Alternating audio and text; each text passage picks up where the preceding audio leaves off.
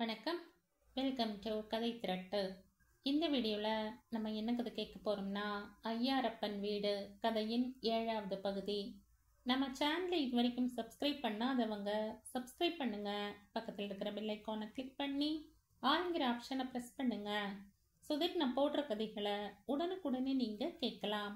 வாங்க கதைக்குள்ள போகலாம். ராஜேந்திரன் நல்ல பிள்ளையாக இருக்கிறேன் என்று சொன்னதிலிருந்து அவன் நடவடிக்கைகளில் ஒரு நல்ல மாற்றம் தெரிந்தது. சீக்கிரம் எழுந்து சூரிய நமஸ்காரம் செய்தான். ஜாக்கிங் போனான். காலையிலேயே உட்கார்ந்து படித்தான். சரியான நேரத்திற்கு புறப்பட்டு காலேஜ் போய் சரியான நேரத்திற்கு திரும்பி வந்தான். ஓரிரு நாட்கள் அவனை தேடி வந்த சிநேகிதர்களை அவன் இல்லை என்று குந்தவையை விட்டு சொல்ல சொன்னதை ராமநாதன் கவனித்தார். இதையெல்லாம் சீனிவாசனிடம் சொல்லி ஆனந்தப்பட்டார். கணேசனிடம் நடந்த விஷயம் மொத்தத்தையும் ஜெயந்தி சொல்லியிருந்தாள். ரங்கராஜன் இல்லாத ஒரு வேளையில் அவரிடம் சொல்ல வேண்டுமா, எவ்வளவு சொல்ல வேண்டும் என்றெல்லாம் மற்றவர்கள் பேசிக்கொண்டார்கள். அதன் பிறகு சீனிவாசன் ராமநாதன் ஜெயந்தியுடன் மட்டும் போய் ஒரு நாள் தனியாக வெளியே எங்கேயாவது ரங்கராஜனையும் தேவிகாவையும் பார்த்து ஓரளவு சொல்லிவிடுவது என்று தீர்மானத்திற்கு வந்தனர். சொல்லாமலே இருந்து விடலாம் தான், ஆனால் அந்த பிள்ளையிடம் இவர்கள் மேற்கொண்டு எப்படி நடந்து கொள்ள வேண்டும் என்பதை இவர்களுக்கு உணர்த்த வேண்டும் இல்லையா? அன்று செவ்வாய்க்கிழமை. பார்க்கில் ரொம்ப கூட்டம் இல்லை. ராஜேந்திரனை பற்றி பேச வேண்டும் என்றதும் அரவிந்தையும் கூட்டிக் கொண்டு அவர்கள் வந்தனர். எங்கிருந்து ஆரம்பிப்பது என்று தெரியாமல் சற்று மௌனம் நிலவியது அங்கே. பிறகு ரங்கராஜனே ஆரம்பித்தார். என்னம்மா, பெரிய தகராறா? என்ன பண்ணிட்டாமா அந்த ராஸ்கல் என்று கேட்டார் சூடாக. பாத்தியா, ஆரம்பிக்கும் போதே அந்த பையன் குற்றம் பண்ணியிருப்பான் என்ற எண்ணம் தானே உனக்கு? பிள்ளைகள் மேல நமக்கு நம்பிக்கை இருக்கணும்பா என்றான் ராமநாதன். நம்பிக்கை இருக்கிறார் போல அவங்களும் நடந்து கொள்ளணும் இல்லையா என்றார் ரங்கராஜன். என்னப்பா நீ, அவர்கள் நடத்தை என்பது பிறந்த போதே வருகிறதா? நாம நடந்து கொள்வதையும் பொறுத்துத்தானே இருக்கிறது என்றார் சீனிவாசன். இப்போ நாங்க என்ன பண்ணிட்டோம்ங்கிற நீ என்றார் ரங்கராஜன். அரவிந்த் குறுக்கிட்டான். பா, கொஞ்சம் இருங்கப்பா. சீனிவாசன் மாமா ஏதோ சொல்வதற்குத்தானே கூப்பிட்டிருக்கார். அவர் என்னதான் சொல்கிறார் என்று கேளுங்கப்பா என்றான். இத பாருங்க, நீ கொஞ்சம் பொறுமையா முழு விஷயத்தையும் கேட்கணும். கோபப்படக்கூடாது, நடுவுல எழுந்து போகக்கூடாது, சரியா? ஏன்னா உனக்கு கோபம் வரக்கூடிய விஷயம்தான் சொல்ல போறோம் என்றார் சீனிவாசன். ரங்கராஜனின் கண்கள் சிவந்தன. நினைச்சேன், என் பிள்ளை ஏதோ எக்கச்சக்கமா விளையாடி இருக்கான். சொல்லு, என்ன பண்ணா? முட்டிக்கு முட்டி தட்ட வேண்டிய குத்தமா? இந்த மாதிரி ஏதாவது நடக்கும்னு நான் கொஞ்ச நாளா எதிர்பார்த்ததுதான். இப்போது தேவிகா குறுக்கிட்டாள். ஐயய்ய, கொஞ்சம் மத்தவங்க பேசுறதையும் தான் கேளுங்களேன். உடனே உங்க போலீஸ்கார பாணியில ஆரம்பிக்கணுமா என்றாள். எல்லாம் நீயும் எங்க அம்மாவும் கொடுக்கிற செல்லத்தினால வந்தது தாண்டி. இருக்கட்டும், எல்லா விஷயங்களும் தெரிஞ்சப்புறம் வச்சுக்கிறேன் வீட்டுல. அப்பப்பா, என்ன இது? முழு விவரமும் தெரிஞ்சுக்காம கோபப்பட்டா மட்டும் ஆச்சா? நான் சொல்றது கொஞ்சம் காது கொடுத்து கேளு என்றார் சீனிவாசன். நீ சொல்லு.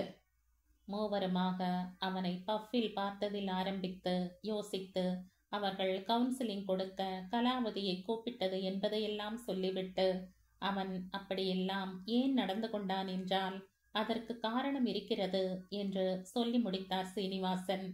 இப்படியெல்லாம் செய்ய அந்த அயோக்கியனுக்கு காரணம் வேற இருக்காமா? யாருக்கு காது உத்தரான் அவன்? பெல்ட் பிஞ்சிடும் என்று உருமினார் ரங்கராஜன். இத பார் ரங்கா, நீ இப்படி எல்லாம் ஆத்திரப்படுற படுவா என்பதனால தான் உங்ககிட்ட சொல்லவே தயங்கி தயங்கி தாமதப்படுத்தினோம். முழு விவரத்தையும் கேட்டுட்டு அப்புறம் நிதானமா யோசி. தப்பு எங்க இருந்திருக்குன்னு தெரியும் என்றார் சீனிவாசன். அந்த கவுன்சிலர் எத்தனை யுக்தியாக இந்த விஷயத்தை கையாண்டாள் தெரியுமா? சாதுரியமான பேச்சால் அவன் மனதில் இருப்பதையெல்லாம் வெளியில் கொட்ட வைத்தாள் அவள். என்ன அண்ணா சொன்னா அவ என்றாள் தேவிகா. ஆரம்பத்திலேயே அவனுக்கு தாழ்வு மனப்பான்மை உருவாகிவிட்டதம்மா என்று ஆரம்பித்து அவன் சொன்னதையெல்லாம் ஒன்று விடாமல் சொன்னார் சீனிவாசன். அவன் அப்பா அம்மா பாசத்தை எதிர்பார்த்து ஏங்கி இருக்காம்மா. அவன் இதையெல்லாம் சொல்லும்போது எப்படி அழுதான்னு அந்த கலாவதி சொன்னதும் நாங்களும் அழுதுட்டோம். ரங்கராஜனும் தேவிகாவும் திகைத்து போய் சிலையாகிவிட்டனர். ஆகா, அந்த குழந்தை மனதை எப்படியெல்லாம் நோகடித்திருக்கிறோம் என்று தெரிந்ததும் அவர்கள் கண்களில் கண்ணீர் கர கரவென்று கொட்டியது. சரி, இதுக்கு மேல நீங்க கவலைப்பட வேண்டாம். அந்த பெண் நிறைய சொல்லி அநேகமா மாத்திட்டா என்று அவள் சொன்ன மற்ற விஷயங்களையும் சொன்னார் சீனிவாசன். கடைசியாக இவர்கள் இனி அவனிடம் எப்படி நடந்து கொள்ள வேண்டும் என்று அவள் சொல்லியதையெல்லாம் சொல்லிவிட்டு முடிந்தால் கலாவதியுடன் ஒரு மீட்டிங் ஏற்பாடு பண்ணிக்கொள்ள சொன்னார். கண்ணீரை துடைத்து கொண்ட ரங்கராஜன் உடனேயே கலாவதியை போனில் தொடர்பு கொண்டு தன் நன்றியை தெரிவித்தார். மறுநாள் அவளை சந்திக்க ஏற்பாடும் செய்து கொண்டார்கள். ஒரு காசுக்கு 2 பக்கங்கள் உண்டு என்பதே எங்களுக்கு மறந்துவிட்டது. அவன் பக்கத்து நியாயத்தை கேட்கும் போதுதான் எங்க தப்பு புரிகிறது. நாங்க இனிமே நிச்சயமா கலாவதி சொல்வது போல நடந்துக்கிறோம். கொஞ்ச நாளாவே எதற்கெடுத்தாலும் சல்லு புல்லுன்னு கோபப்படுறதும் தனியே இருந்துண்டு செல்லில் பேசுவதுமாயிருந்தான். சரியா சாப்பிட மாட்டான். ஏதோ வயசு கோளாறுன்னு நினைச்சேன். கூடவே அவன் தப்பு வழிக்கெல்லாம் போயிடக்கூடாதுன்னு மனசுல பயந்துகிட்டு இருந்தேன். ஆனா தீவிரமா யோசிக்க கூட முடியாம எனக்கும் ஏதோ வேலை பளு. தப்பு பண்ணிட்டேன் ஜெயந்திக்கா, தப்பு பண்ணிட்டேன் என்று ஜெயந்தி மடியில் முகத்தை புதைத்து கொண்டு அழுதாள் தேவிகா. அவள் சற்று அழுது ஓய்ந்ததும், இத பார் தேவிகா, போனதெல்லாம் போகட்டும். எல்லாம் தான் நல்லபடியா முடிந்து விட்டதே. இனிமே அவன் தப்பா நடந்துக்க மாட்டான். கவலைப்படாத. அவனுக்கு தேவை நிறைய அன்பும் ஆதரவும் தான். அதை கொடுத்தால் எல்லாம் சரியாகிவிடும். இனி நல்லதே நடக்கும்னு நம்புவோம் என்றாள் ஜெயந்தி. அதெல்லாம் சரி, உங்களுக்கெல்லாம் நாங்க எப்படி நன்றி சொல்றது? என்ன செய்து இந்த நன்றி கடனை தீர்ப்பது என்று கேட்டார் ரங்கராஜன். எப்படி நன்றி கடன் தீர்ப்பதா? எங்க என் முகத்தை பார்த்து இதை சொல்லு பார்க்கலாம். இது என்ன புது பழக்கம் என்று கேட்டார் சீனிவாசன். ஆமா, ராஜேந்திர உனக்கு மட்டும்தான் பிள்ளையா? நன்றி சொல்றானாம். நன்றி இடியட் என்று கணேசன் ரங்கராஜன் முதுகில் செல்லமாக தட்டினார். நிம்மதி நிறைந்தது அனைவர் நெஞ்சுக்குள்ளும். வரதன் சொல்லி எல்லோருக்கும் சாமிநாதன் கவலையே பெரிய கவலையாக இருந்தது. சாமிநாதன் அப்படி சொன்னார் என்றால் அதன் பின்னே ஏதோ வலுவான காரணங்கள் இருக்கும் என்று மட்டும் பரதன் மனதில் தோன்றிக்கொண்டே இருந்தது. ஏனென்றால் சாமிநாதன் அப்படியெல்லாம் அவசரமாக எதுவும் பேசிவிடக் கூடியவர் அல்ல. அவரே இப்படி பேசுவதென்றால் என்ன காரணமாக இருக்கும்? எல்லோருக்கும் மண்டை காய்ந்தது. வீட்டாருடன் அடிக்கடி பேசினாலும் அரவிந்துடன் எப்போதாவது திவ்யா நெற்றில் பேசத்தான் செய்தாள். அநேகமாக அவளுடைய அமெரிக்க வாழ்க்கை, படிப்பு இப்படித்தான் இருக்கும் அவர்கள் பேச்சு. வாரம் ஒரு முறையாவது இவன் குரலை கேட்காவிட்டால் அம்மாவுக்கு மனம் சாந்தி இருக்காது என்பதால் பேசிவிடுவாள். வீட்டு மனிதர்களிடம் சொல்வது போலவே அரவிந்துடன் பேசும்போதும் உங்கள் எல்லோரையும் மிஸ் பண்ணுகிறேன் என்பாள். அவனும் கூட நாங்கள் எல்லோருமே ஐயாரப்பன் வீட்டில் உன் நினைவாகவே இருக்கிறோம் என்ற பேச்சின் முடிவில் டைப் செய்வான். ஒருவருக்கொருவர் புரிந்த மாதிரியும் புரியாத மாதிரியுமாக ஏதோ ஒரு கண்ணாமூச்சி விளையாட்டு அவர்களுக்குள் நடந்து கொண்டிருந்தது. இருவருக்கும் படிப்புதான் முதலில் என்ற விவேகம் இருந்தது. ஆனால் சாட்டிங் என்று வரும்போது அரவிந்த் இங்கு ஐயாரப்பன் காம்பவுண்டின் எல்லா விஷயங்களையும் சொல்லிவிடுவான். அப்படித்தான் சாமிநாதன் முதியோர் இல்லத்திற்கு போக நினைக்கிறார் என்றும் சொல்லிவிட்டு வருத்தப்பட்டான். இரு எனக்கு என்னவோ பொறி தட்டுகிறது என்றாள் திவ்யா. என்ன திவ்யா, என்ன சொல்ல வர? ஒரு விஷயம் எனக்கு தோன்றது அரவிந்த், அது சரியான்னு பாரு. சொல்லு, எதை பத்தி சொல்ற? கொஞ்ச நாள்ல ராக்கி வரும் இல்லையா? நம்ம பில்டிங்கிலும் எல்லா பொண்ணுங்களும் ராக்கி கட்டுவாங்க இல்லையா? அன்னைக்கு நம்ம காம்பவுண்ட்ல ரம்யா, காவ்யா, உன் தங்கச்சி குந்தவை இன்னும் எல்லாரும் சேர்ந்து ஒரு வேடிக்கையான வில்லுப்பாட்டு நடத்த போறாங்க. அதை பத்தி இந்த பசங்க என்கிட்ட கூட சொன்னாங்க. அதுல பெரியவங்களை கேலி பண்ணி அவங்க தொந்தரவுங்கிற மாதிரி ஏதோ வரியெல்லாம் வருது. நான் இதெல்லாம் சின்ன பசங்க செய்யும் விளையாட்டு, வேடிக்கை பாட்டுன்னு நினைச்சு விட்டுட்டேன். எனக்கு இங்க தான் சந்தேகமா இருக்கு. உனக்கு இவங்க பண்ற ப்ரோக்ராமின் ஸ்கிரிப்ட் கிடைக்குமா? பாரேன். குந்தவையை கேட்டால் கூட அது கிடைக்கலாம். அதுவே எதையாவது கேட்டு சுப்பு மாமா ஹர்ட் ஆகியிருக்காரோ என்னவோன்னு தோன்றுகிறது என்றாள். அதன் பிறகு கொஞ்சம் ஸ்வீட் நத்திங்ஸ். அதோடு அவர்கள் சாட் முடிந்துவிட்டது. அரவிந்த் அவசரமாக கம்ப்யூட்டரை அணைத்துவிட்டு குந்தவையை கூப்பிட்டான். அவள் என்ன அண்ணா என்று ஓடி வந்தாள். எப்ப வந்த நீ? இப்பதான் அண்ணா. கூட பிரதீப்பும் வந்திருந்தா. எங்கிருந்து வர? ரம்யா வீட்டுல இருந்து தானே? ஆமண்ணா. அங்க இத்தனை நாள் என்ன பண்ணிட்டு இருந்த? படிச்சுட்டு இருந்தோம். பிரதீப் ஏதோ சொல்ல வர ஜாடை காண்பித்து அவனை சும்மா இருக்க சொல்லி அடக்கினாள் குந்தவை. பிரதீப், எனக்கு தெரியும் நீ பொய் சொல்ல மாட்டேன்னு. உண்மையை சொல்லுப்பா. என்ன பண்ணிட்டு இருந்தீங்க அங்க என்று அரவிந்த் அதட்டி கேட்டதும், டிராமா பிராக்டிஸ் பண்ணிட்டு இருந்தோம் என்று அவன் சொல்லிவிட்டான். குந்தவை அவனை முறைத்தாள். டிராமாவா? வில்லுப்பாட்டா? வில்லுப்பாட்டு சரியா வரல, அதான் டிராமாவே போடுறோம். சரி, அந்த டிராமாவோட ஸ்கிரிப்ட் எனக்கு வேணும், எடுத்துண்டு வா. அதெல்லாம் ரம்யா கிட்ட தான் இருக்கு. பொய் சொல்லாத. உங்ககிட்ட இருந்தா கொடுத்துடு, இல்லைன்னா உதப்படுவ. இல்லண்ணா, நிஜமாவே ரம்யா கிட்ட தான் இருக்கு.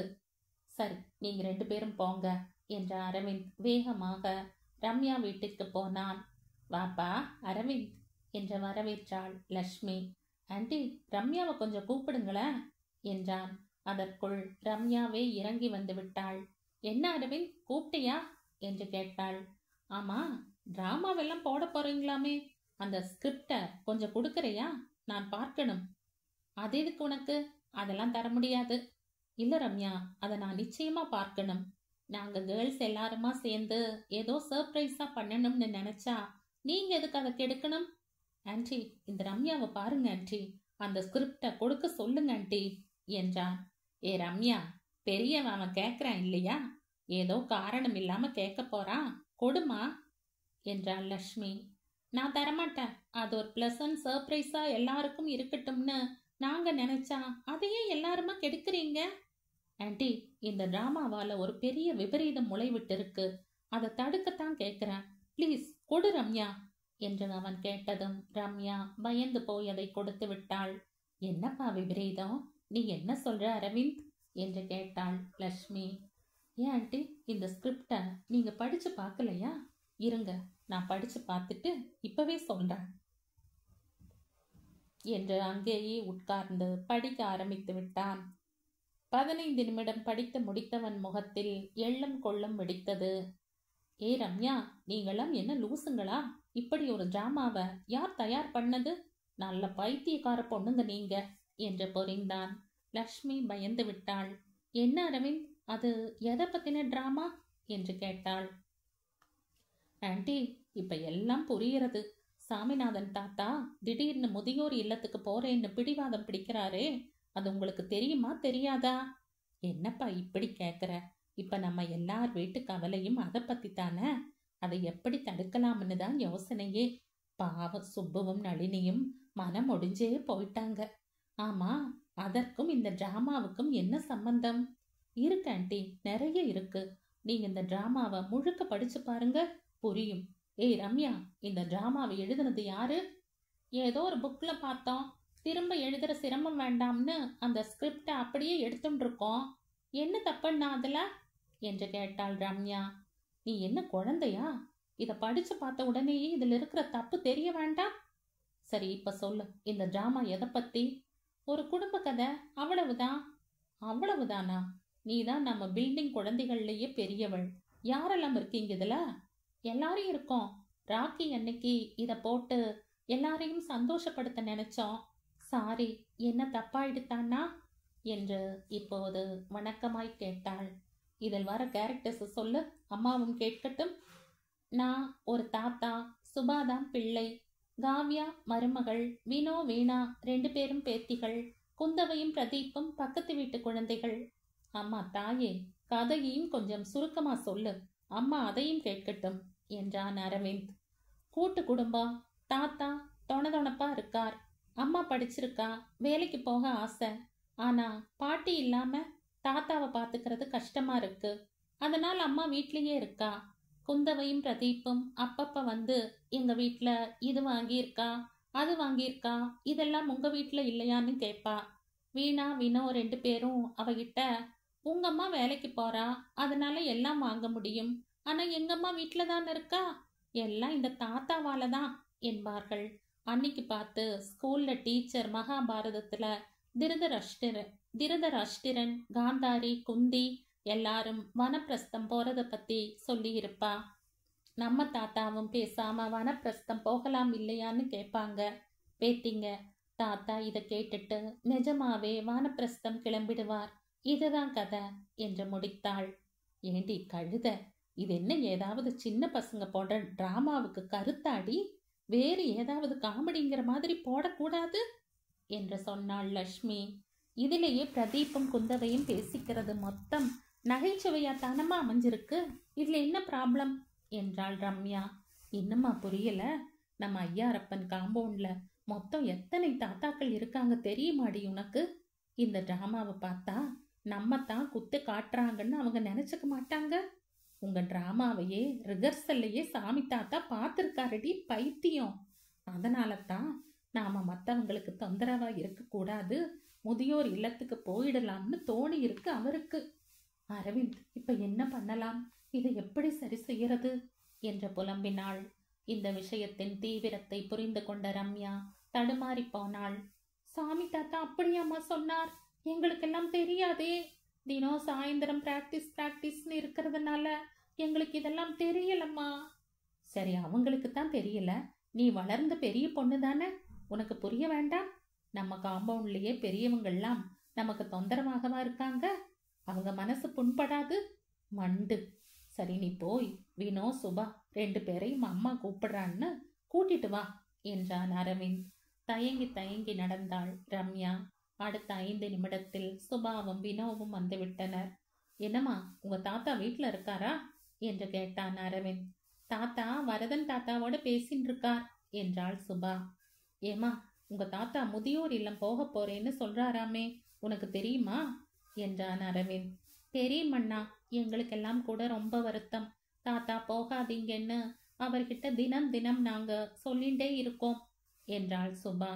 உங்க அப்பா அம்மா தாத்தாவை நீங்க ஏதாவது சொன்னீங்களான்னு கேட்டாங்களா உங்களை என்று கேட்டாள் லக்ஷ்மி. கேட்கறதா? அப்போ நீங்க தான் ஏதோ சொல்லி இருக்கணும்னு சொல்லி எங்களை ரொம்பவும் திட்டார். அம்மாவும் கூட சேர்ந்து கொண்டு ரொம்ப திட்டா தெரியுமா. நாங்க ஒன்றும் பண்ணலேன்னு சொன்னா கூட நம்ப மாட்டேங்கிறாங்க. எங்களுக்கு தாத்தாவை ரொம்ப பிடிக்கும். நாங்க ஏதாவது சொல்வோமா? நீங்களே சொல்லுங்க ஆண்டி என்றாள் சுபா பரிதாபமாக.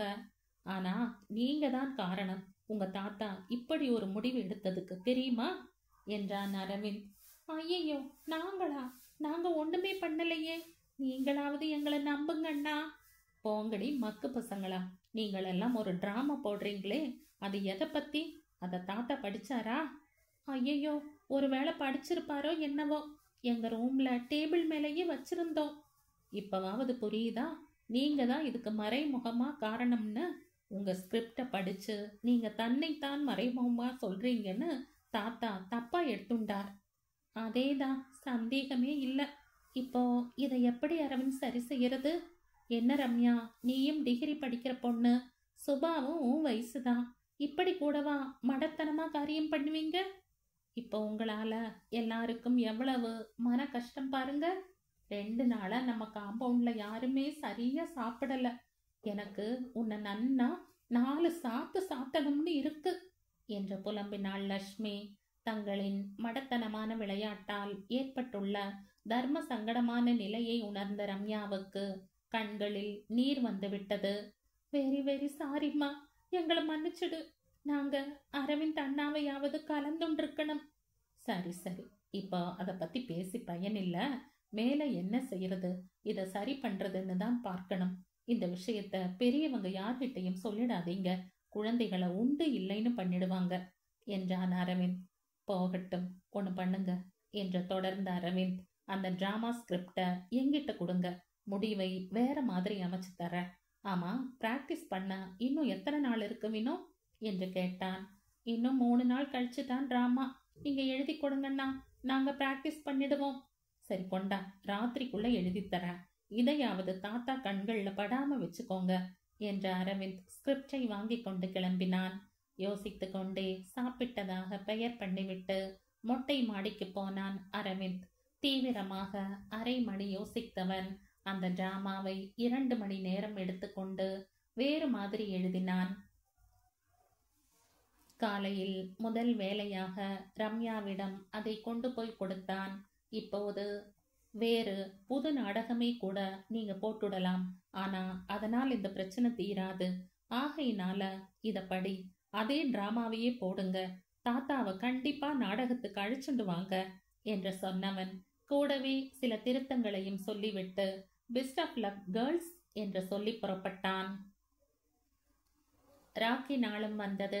ராக்கி என்பது வடக்கே கொண்டாடப்படும் பண்டிகை என்ற எண்ணமெல்லாம் மாறி இப்போதெல்லாம் தான் தெற்கேயும் எல்லா இடங்களிலும் கொண்டாடுகிறார்களே, அதுபோல் குழந்தைகளின் இந்த மாதிரி சந்தோஷங்களுக்கெல்லாம் ஐயாரப்பன் காம்பவுண்டில் பெரியவர்கள் யாரும் குறுக்கே நிற்க மாட்டார்கள். ஏதோ நல்ல விஷயம் தானே, பண்ணிவிட்டு போகட்டும் என்பது அவர்கள் எண்ணம். காலையில் இருந்தே ஆண் குழந்தைகளும் சரி பெண் குழந்தைகளும் சரி கண்ணிலேயே படவில்லை. பார்க்க போனால் எல்லா இல்லத்தரசிகளும் கூட பிஸிதான். ராக்கி பௌர்ணமி என்பதால் எல்லோருமாக கணேசன் வீட்டு மொட்டை மாடியில் இரவு சாப்பாடு என்பது அங்கே வழக்கம். வீட்டிற்கு 2-3 பதார்த்தங்களாக சமைத்து விடுவார்கள். அந்த காம்பவுண்டில் உள்ள ஆண் பிள்ளைகள் எல்லோரும் உடன்பிறவா சகோதரிகளுக்காக பரிசுகள் வாங்க போயிருந்தார்கள். ஷோபா மும்பையில் வளர்ந்த பெண் என்பதால் அவளுக்கு இந்த பண்டிகையில் நாட்டம் அதிகம். மாமியாருக்கு முழு மூச்சாக ஒத்தாசை பண்ணி கொண்டிருந்தாள். குழந்தைகள் திரும்ப திரும்ப ரிஹர்சல் பண்ணி கொண்டிருந்தார்கள் என்றாலும் அவர்களுக்கு உள்ளூர கொஞ்சம் வருத்தம். தப்பு பண்ணி விட்டோமே என்ற பயம், மாற்றி எழுதியிருந்ததால் சரியாக செய்யணுமே என்ற கவலை. அப்பாக்கள் எல்லோரும் மேடை கட்டி காம்பவுண்டையும் அலங்காரம் செய்து கொண்டிருந்தார்கள். சாமிநாதன் மட்டும் எதிலும் பங்கெடுக்காமல் ஏதோ பறி கொடுத்தவர் போல இருந்தார். வரதனும் ரங்கராஜனும் இதை பற்றி கவலைப்பட்டு பேசிக் கொண்டிருக்கையில் அரவிந்த் வந்து அவர்கள் பேச்சில் குறுக்கிட்டான். சாரி சொல்லிவிட்டு ராக்கிக்கு பிறகு சாமிநாதன் அங்கிள் மாறிவிடுவார் என்று சொல்லி சென்றான். ஏதோ அவன் சொன்னால் சரியாகத்தான் இருக்கும் என்று ஒருவருக்கொருவர் பேசிக்கொண்டு காரியத்தில் ஈடுபட்டனர். சாயந்தரம் விளக்குகள் எல்லாம் போடப்பட்ட பின் மேடை நிகழ்ச்சிகள் தொடங்கின. பிரதீப் ஆசைப்பட்டதால் சகோதரிகளின் உயர்வு என்ற தலைப்பில் அவனுக்கு ராஜேந்திரன் ஒரு ஸ்பீச் எழுதி கொடுத்திருந்தான். இருப்பதில் அங்கு பெரிய அண்ணாவானதால் விஜய்தான் தலைமை தாங்க வேண்டும் என்று குழந்தைகள் எல்லோரும் அழைத்தனர். விஜயுடன் ஷோபாவையும் கூப்பிட்டு மேடையில் அமர்த்திவிட்டு முதலில் கடவுள் வணக்கம் ஒன்று பாடினர். வினோவும் வீணாவுமாக சாமிநாதன் தான் வரவே முடியாது என்று சொல்லி ரொம்பவே அடம் பிடித்தார். ஆனால் விடாப்பிடியாக அரவிந்த், விவேக் எல்லோருமாக போய் கூட்டி வந்து முன்னாடி உட்கார்த்தி வைத்தனர். அடுத்து எல்லா குழந்தைகளுக்குமான அறிவுரை நிறைந்த ஒரு சொற்பொழிவை வரதன் நிகழ்த்தினார். எல்லோரும் வற்புறுத்த ஷோபாவும் ஒரு ஹிந்தி பாட்டு பாடினாள். அதற்கு பிறகு M.K. தியாகராஜ பாகவதர் காலத்து டூயட் பாடல் ஒன்றை கணேசனும் ஜெயந்தியும் பாடினார்கள். பிரதீப்பும் தான் பேச வேண்டிய பேச்சை நன்றாக பேசி கைதட்டல் பெற்றுக்கொண்டான். அடுத்தது முக்கியமான நிகழ்ச்சி, நாடகம். இத்தனை நேரம் அமைதியாக உட்கார்ந்திருந்த சாமிநாதன் நெளிய ஆரம்பித்தார். மெல்ல எழுந்து தன் வீட்டை நோக்கி நகர ஆரம்பித்தார். அவரையே கவனித்துக் கொண்டிருந்த அரவிந்த் சட்டென்று எழுந்து அவரை அங்கேயே உட்கார வைத்தான். திரைக்குள்ளிருந்து குரல்: ஐயாரப்பன் வீட்டின் சின்ன பெண்களான நாங்கள் இன்று எங்கள் எல்லா அண்ணன்களுக்காகவும் ஒரு நாடகத்தை நடத்தப் போகிறோம். இந்நாடகத்தின் மூலம் கொஞ்ச நேரம் சந்தோஷத்தையும் நல்ல பொழுதுபோக்கையும் தருவதுதான் எங்கள் நோக்கம். யார் மனதையும் நோகடிக்கும் எண்ணம் எங்களுக்கு இல்லை.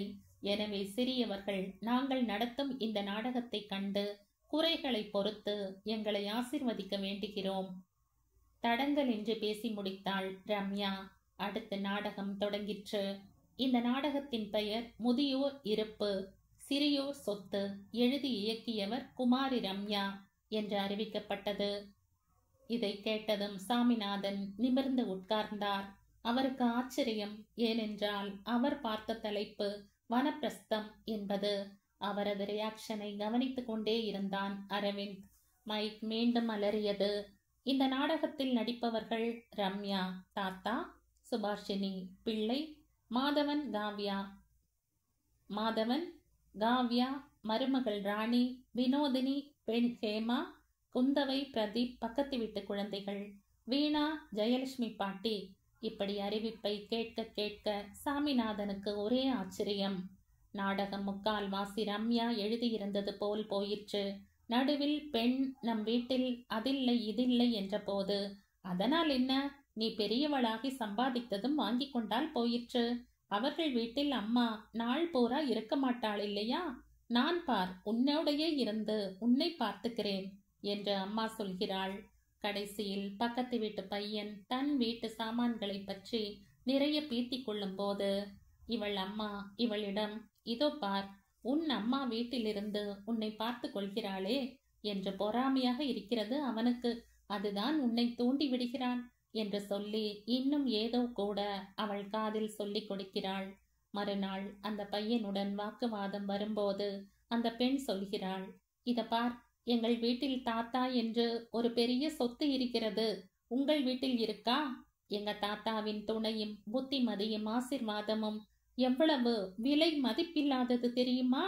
எங்க தாத்தா எங்களிடம் எத்தனை அன்பாக இருப்பார், எத்தனை நல்ல நல்ல கதைகள் எல்லாம் சொல்லுவார் தெரியுமா? நீ ரொம்ப பாவம். ஏதோ காரும் பெரிய டிவியும் ஃப்ரிட்ஜும் தான் வாழ்க்கை என்று நினைத்து கொண்டிருக்கிறாய். நீ என்ன மிஸ் பண்ணி இருக்கிறாய் என்பது உனக்கு புரியவில்லை. வீட்டில் பெரியவர்கள், அதுவும் எங்கள் தாத்தா பாட்டி போன்றவர்கள் இருந்தால் அதுதான் மிக பெரிய சொத்து. நீ சொன்னது எதுவும் இல்லை என்கிறாள். மறுவாரம் பக்கத்து வீட்டுக்கு ஒரு பாட்டி வந்திருக்கிறாள். அவள் யார் என்று அந்த பையனை கேட்க அவன் சொல்கிறான், அவங்க என் பாட்டி. நீ சொன்னதை யோசிச்சு பார்த்ததுல ஒரு மாபெரும் உண்மை புரிந்தது. மற்ற உயிரில்லாத சாமான்கள் எதையும் விட தாத்தா பாட்டிங்கிறது தான் மிகப்பெரிய சொத்துன்னு நான் தெரிஞ்சுக்கிட்டேன்.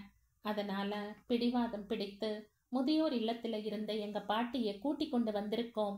இப்ப நாங்களும் அதிர்ஷ்டக்காரர்கள் ஆயிட்டோம் என்று சொல்லி முடித்தான். முதியோர் இருப்பு இளையவர் சொத்து என்ற கோஷத்துடன் நாடகம் இனிதே நிறைவு பெற்றது.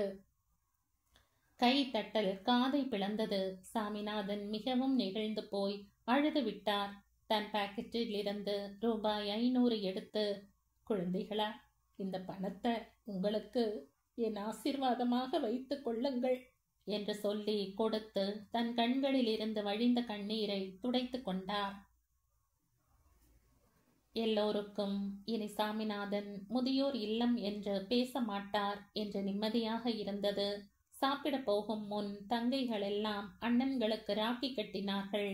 எல்லா பெண்களுமே அரவிந்த், ராஜேந்திரன், விவேக், விஜய், பிரதீப் எல்லோருக்கும் ராக்கி வாங்கி வைத்திருந்தனர்.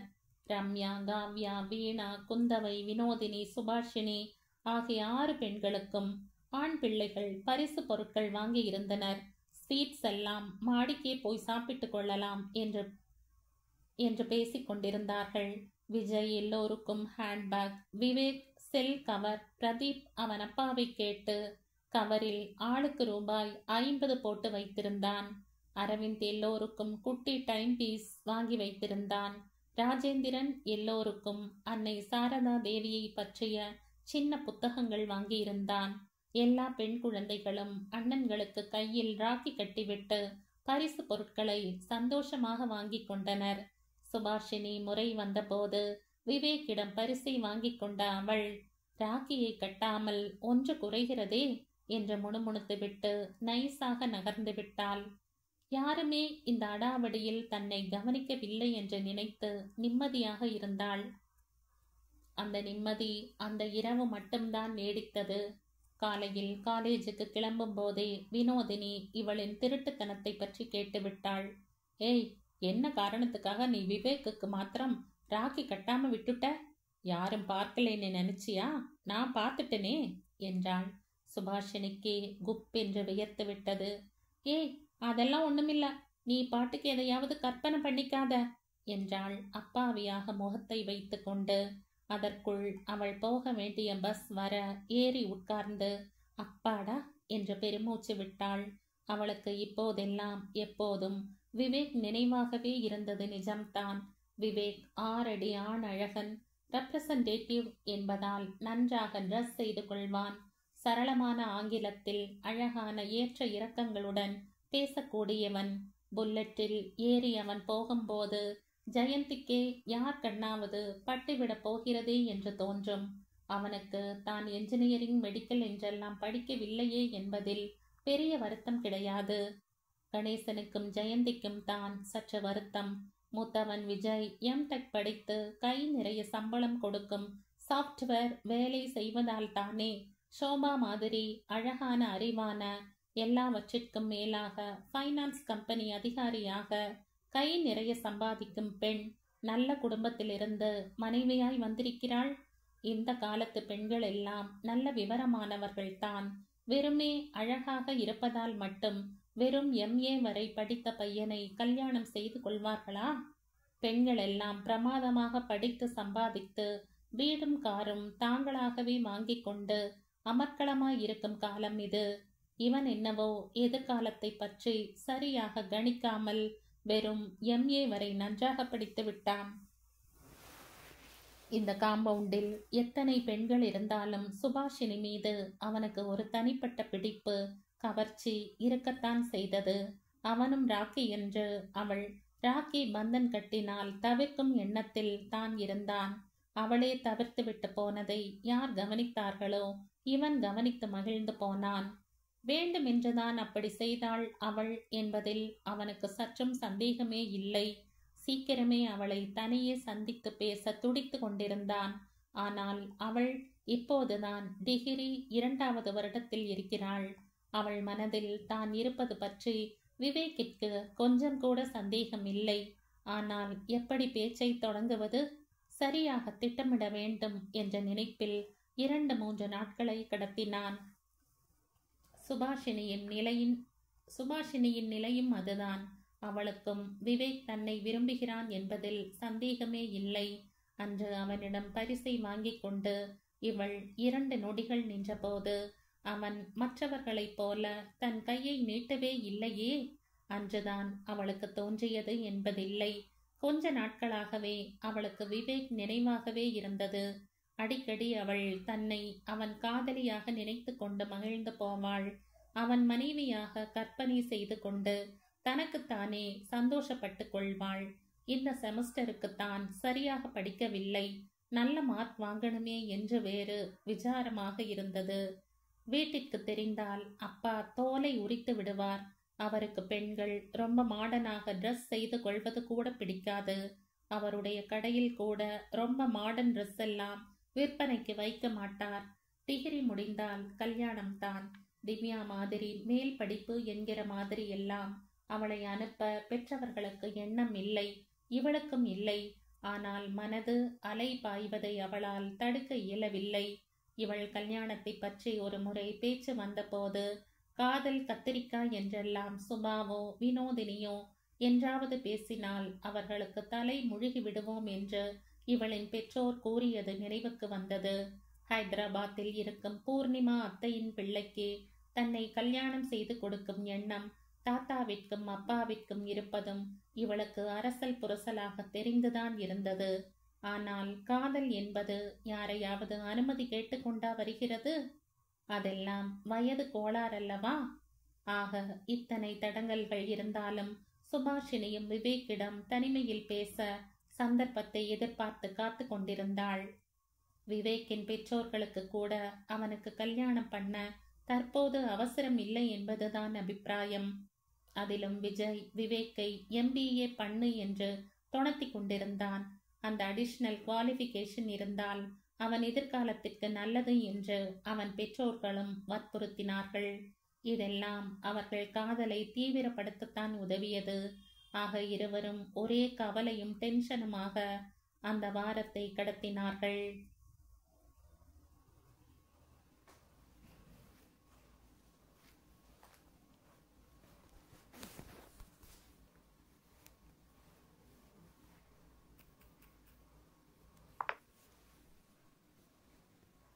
இந்த கதையின் தொடர்ச்சியை அடுத்த பதிவில் கேட்கலாம். நன்றி.